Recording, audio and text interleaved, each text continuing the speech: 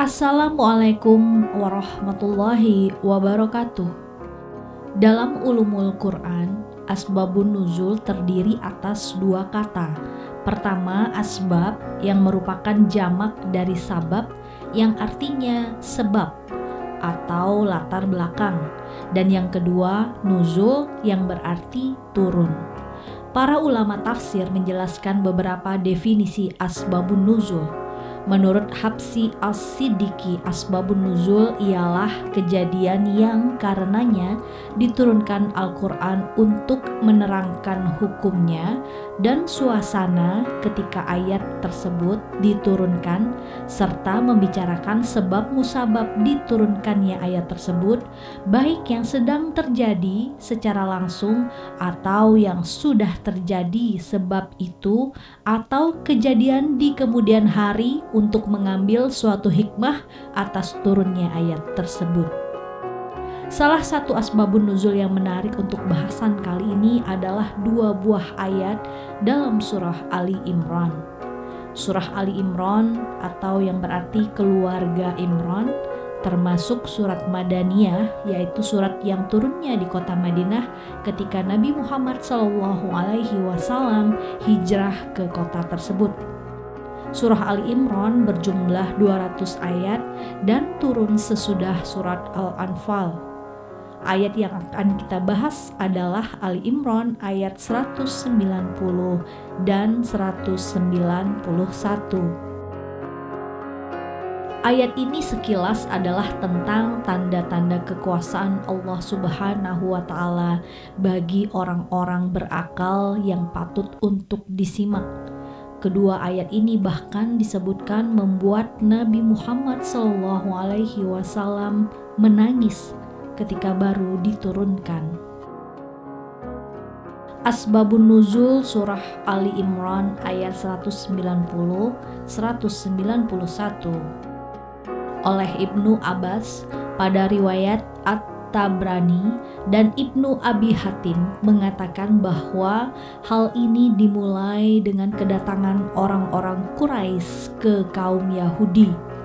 Tujuan mereka, yaitu tujuan para kaum Quraisy tersebut, ke sana adalah untuk bertanya mengenai bukti-bukti kebenaran yang dibawa oleh nabi-nabi sebelum Nabi Muhammad SAW, yaitu Nabi Musa, dan bukti-bukti kebenaran yang juga dibawa oleh Nabi Isa. Kaum Yahudi menjawab semua pertanyaan itu, bahwa tangan dan tongkat Nabi Musa mampu bersinar putih, sedangkan Nabi Isa mampu menyembuhkan kebutaan, penyakit kusta, serta mampu menghidupkan orang yang sudah mati. Kemudian orang-orang Quraisy mendatangi Rasulullah SAW sambil berkata, "Mintalah dari Tuhanmu agar bukit Safa itu menjadi emas untuk kami." Kemudian melalui sebuah riwayat dari Aisyah radhiyallahu an, turunnya surah Ali Imran ayat 190 terjadi ketika Rasulullah SAW sedang beribadah kepada Allah. Rasulullah berkata kepada Aisyah, "Wahai Aisyah, biarlah malam ini saya beribadah kepada Allah." Kemudian Aisyah menjawab, "Saya senang jika Rasulullah berada di sampingku, tetapi saya juga suka jika engkau beribadah kepada Tuhanmu." Kemudian Rasulullah pun bergegas untuk beribadah. Rasul bangun dari tempat tidurnya, mengambil wudhu di dekat tempatnya dan melakukan sholat. Setelah selesai sholat, beliau duduk berzikir, memuji Allah, dan duduk sambil menangis terseduh-seduh sampai janggutnya basah oleh air matanya. Kemudian beliau bersujud masih dalam keadaan menangis hingga air matanya membasahi lantai. Di tempat lain, waktu sudah memasuki waktu subuh. Saat itu Bilal yang berada di masjid sedang menunggu Rasulullah yang tidak biasanya datang terlambat. Karena khawatir, Bilal pun menghampiri Rasulullah di rumahnya dan mendapati beliau sedang menangis. Kemudian Bilal berkata, "Wahai Rasulullah, mengapa engkau menangis? Bukankah seluruh dosamu telah diampuni Allah?" tanya Bilal. Kemudian Rasulullah menjawab, "Wahai Bilal, bagaimana aku tidak menangis? Tadi malam turun wahyu kepadaku dan celakalah orang yang membaca ayat ini tanpa merenungkan dalam-dalam isinya." Wahyu yang dimaksud adalah surah Ali Imran ayat 190 dan 191. Bismillahirrahmanirrahim. Inna fi khalqis samawati wal ardi wa ikhtilafil laili wan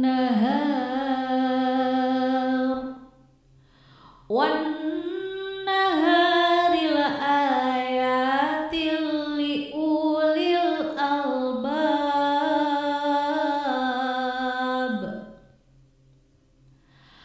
alladzina yazkuruna Allaha qiyaman wa qu'udan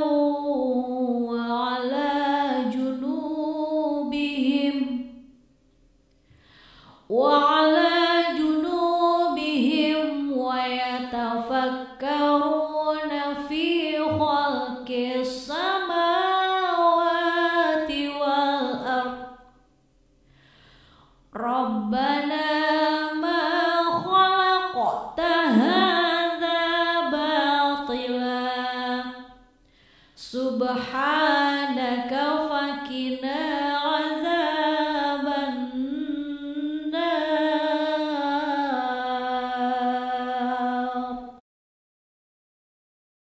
Dengan menyebut nama Allah yang Maha Pengasih lagi Maha Penyayang. Sesungguhnya dalam penciptaan langit dan bumi dan pergantian malam dan siang terdapat tanda-tanda kebesaran Allah bagi orang yang berakal, yaitu orang-orang yang mengingat Allah sambil berdiri, duduk, atau dalam keadaan berbaring, dan mereka memikirkan tentang penciptaan langit dan bumi seraya berkata, "Ya Tuhan kami, tidaklah Engkau menciptakan semua ini sia-sia. Maha suci Engkau, lindungilah kami dari azab neraka." Selanjutnya setelah ayat itu turun, Rasulullah berkata, "Alangkah rugi dan celakanya orang-orang yang membaca ini tanpa memikirkan dan merenungkan makna dari ayat-ayat tersebut." Rasulullah Shallallahu Alaihi Wasallam mengajak untuk memikirkan pergantian siang dan malam, gerakan matahari dari terbit hingga terbenam, perbedaan durasi siang dan malam yang semuanya menunjukkan kebesaran dan kekuasaan Sang Pencipta bagi orang-orang yang berakal. Kedua ayat di atas adalah bantahan bagi kaum Yahudi yang mengklaim kefakiran atau ketidakmampuan Allah Subhanahu wa Ta'ala. Ayat 190 menjelaskan penciptaan langit dan bumi yang hikmahnya hanya dirasakan oleh ulul albab, yaitu orang-orang yang mengingat Allah. Dalam tafsir Al-Mutassar mengenai ayat 190 dijelaskan bahwa sesungguhnya di dalam penciptaan langit dan bumi tidak ada menjadi ada serta tanpa ada contoh sebelumnya, dan di dalam pergantian malam dan siang serta perbedaan panjang dan pendeknya waktu benar-benar terdapat bukti-bukti nyata bagi orang-orang yang berakal sehat yang menunjukkan mereka kepada Sang Maha Pencipta alam semesta. Hanya Dia yang berhak untuk disembah. Sementara pada ayat 191, tafsir Al-Muqassar juga menerangkan dengan jelas mengenai ciri-ciri ulul albab.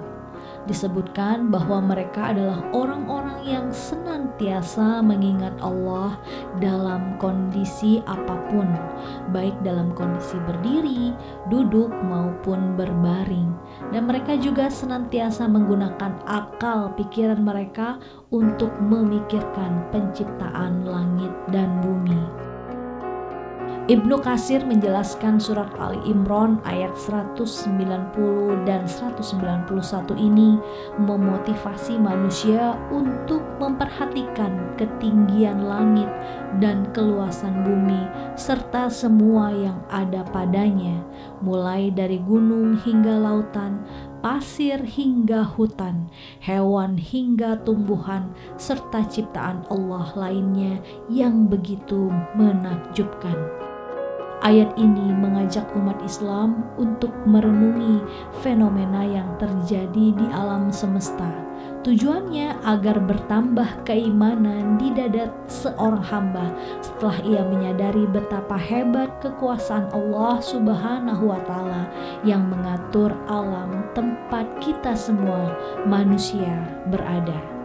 Demikian bahasan kita kali ini, sampai jumpa. Wassalamualaikum warahmatullahi wabarakatuh.